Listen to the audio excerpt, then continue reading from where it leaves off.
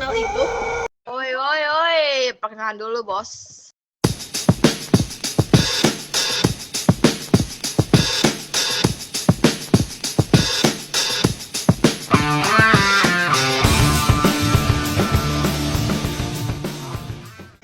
Serius banget, lagi baca apaan, Mir? Oh, ini lagi baca puisi Sailor Anwar, judul Diponegoro. Tapi Diponegoro itu siapa sih sebenarnya? Serius, masa nggak tahu Pangeran Diponegoro sih?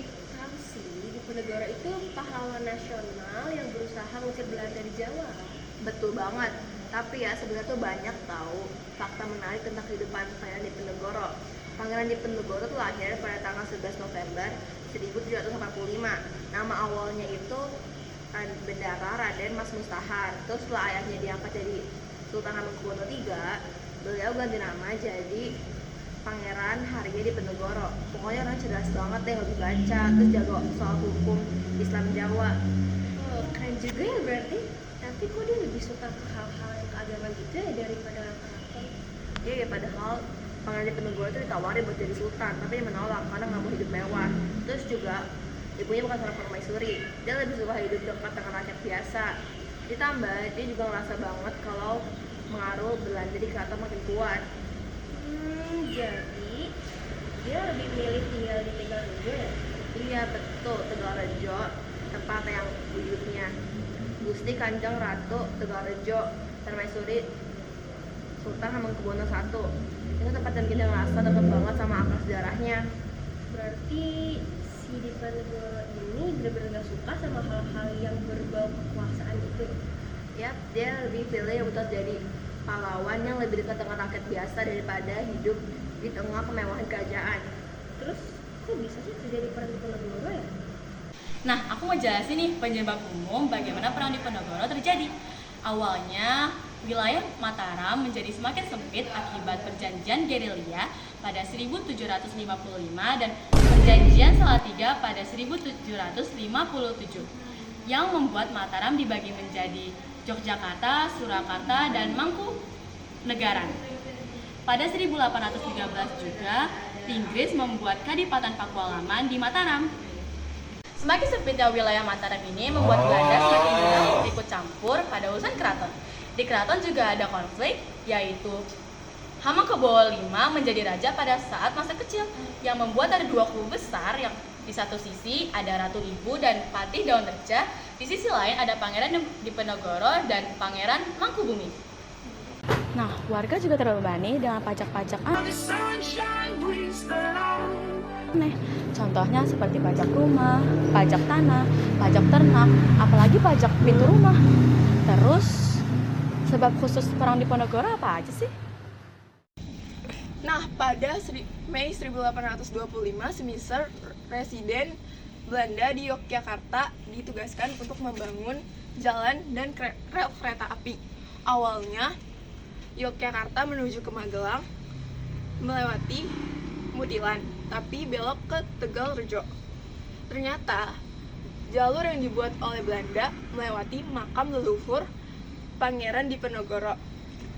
Setelah Pangeran Diponegoro tahu, ia sangat marah dan memerintahkan rakyatnya untuk ganti patok-patok dengan tombak sebagai tanda perang.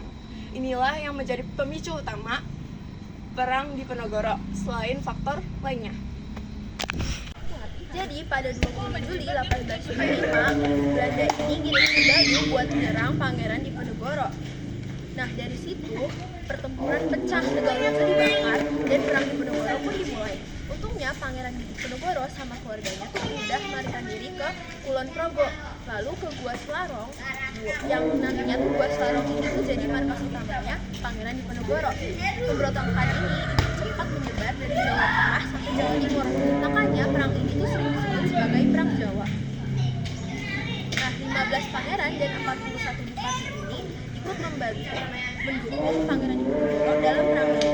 Diponegoro mengangkat Kyai Mojo sebagai penasehat agama dan Sentot Ali Bashar jadi penasehat militer buat ngebantu perangnya biar menang.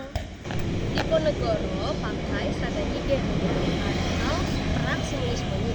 Dia juga rekrut tentara dan dari petani, dan banyak rakyat Jawa percaya kalau dia adalah Hyang Cokro atau Ratu Adil yang bisa mengasih kebebasan.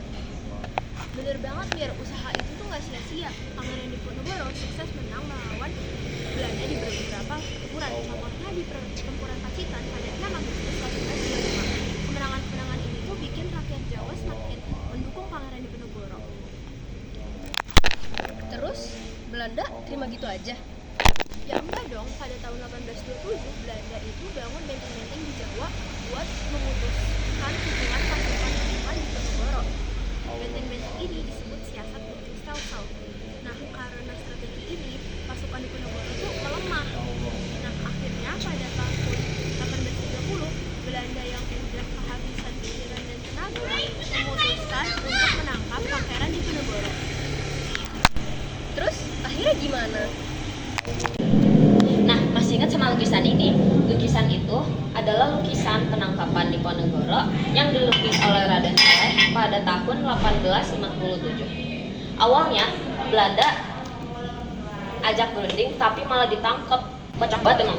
Diponegoro dibawa ke Batavia, lalu dipenjara, dan akhirnya dipindah ke Manado dan Makassar. Innalillahi, itu dia wafat pada tanggal 8 Januari 1855 di Makassar. Perang ini menewaskan lebih dari 200.000 orang dan bikin Belanda itu bangkrut.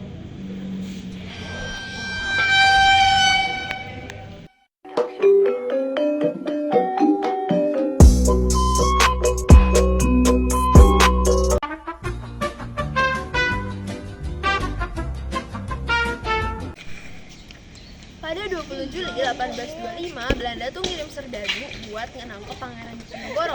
Nah, dari situ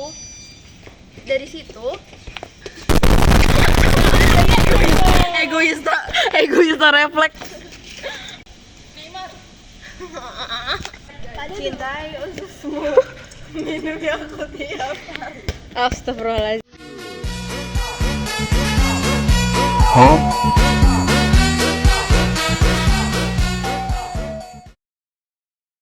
Lalu menetap di, kok menetap sih?